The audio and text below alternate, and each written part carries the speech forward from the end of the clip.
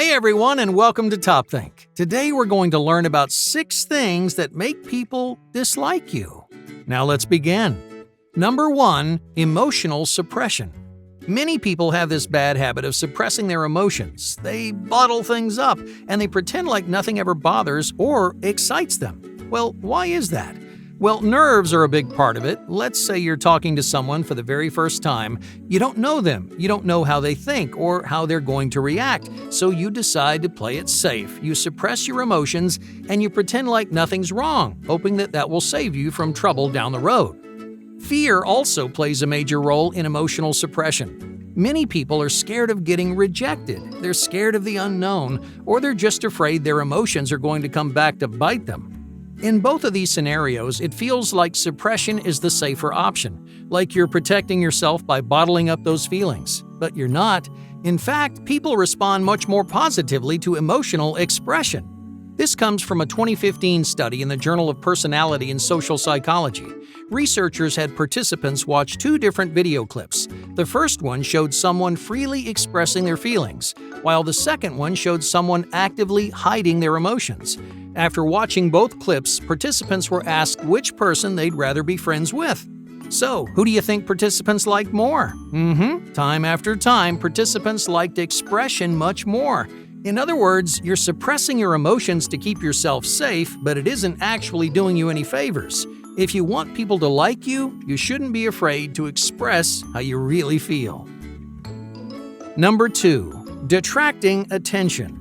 If you're a shy or a nervous person, you may draw attention away from yourself. You might avoid questions or stay out of the spotlight, but that shy behavior is making it harder for people to connect with you. So whether you like it or not, you need to spend a little time in the spotlight because that's how people get to know you. According to a 2013 study from the Journal of Personality and Social Psychology, friendship relies on something called reciprocal communication. This sounds a little tricky, but it's actually something you do all the time. Alright, let's say you're asking someone questions about their life. During that conversation, information is traveling one way. You're learning about them, which means you have the opportunity to connect with their life. But if you're asking all the questions, that bond is only building in one direction.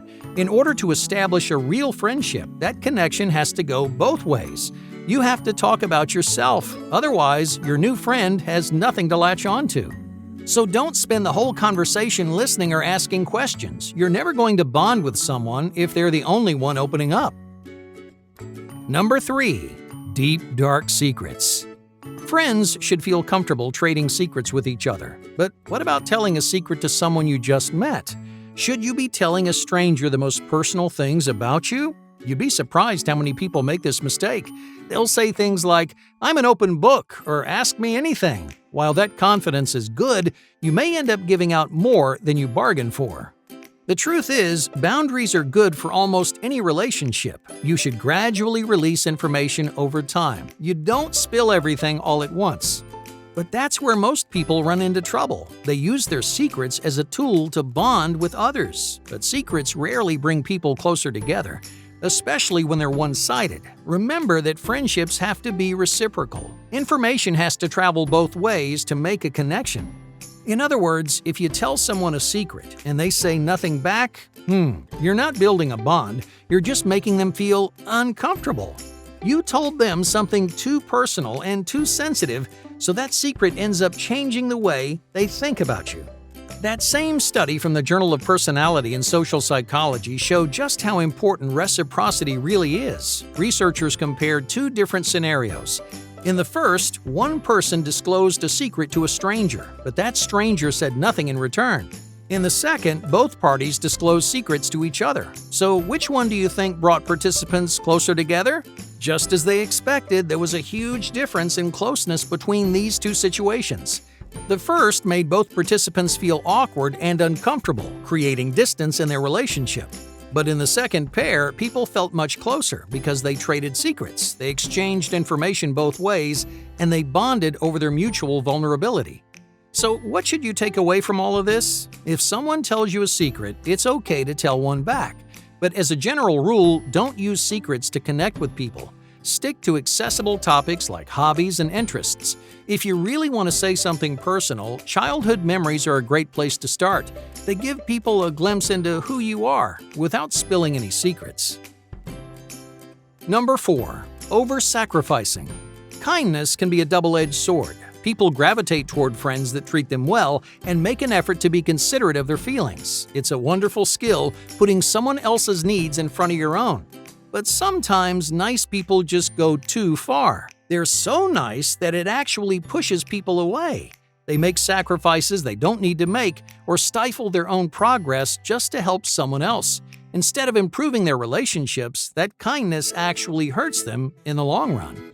This discovery comes from a 2010 study in the Journal of Personality and Social Psychology. Researchers had a group of participants play a team game with one objective: collect as much currency as you can. But here's the catch. There were options built into this game for altruistic behavior. In other words, you could choose to help your teammates in a way that hurt your own performance. Now, you'd think players would like the people who made those sacrifices, right? The ones who hurt themselves to help their teams? But they didn't. In fact, those altruistic players were the most disliked across the board. At the end of the game, players were given the option to boot certain teammates from the game, and they almost always chose the nicest ones. The point here is, kindness doesn't always work out, because people want you to look out for yourself, and they want you to keep your own interests in mind. So don't spend all your time making sacrifices, because that isn't what people want, and it's not going to make them like you. Number 5. Dropping big names.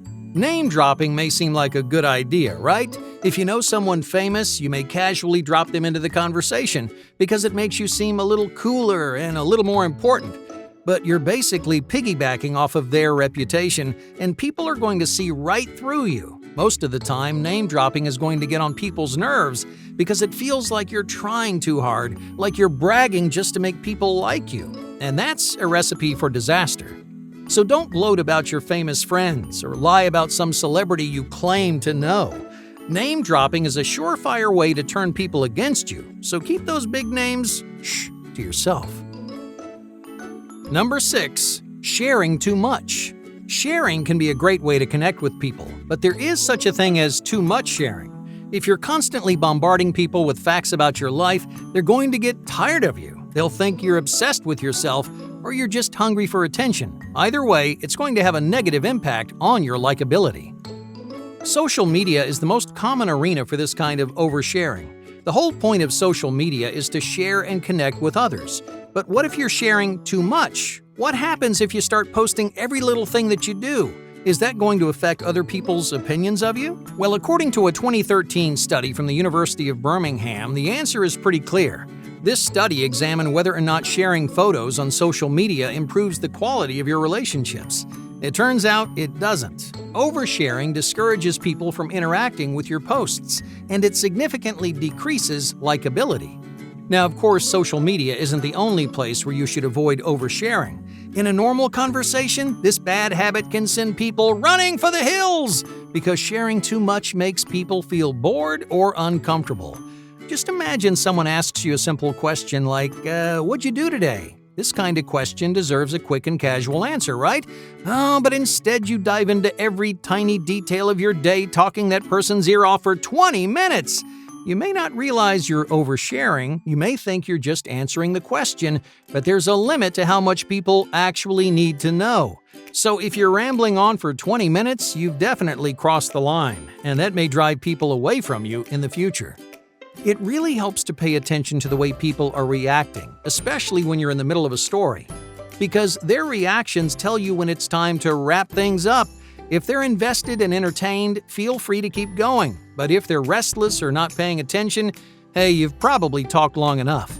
So whether you're online or offline, be careful about how much you share, because there is a limit. If you go too far, you will push people away. Hey, thank you for watching Top Think, and be sure to subscribe because more incredible content is on the way.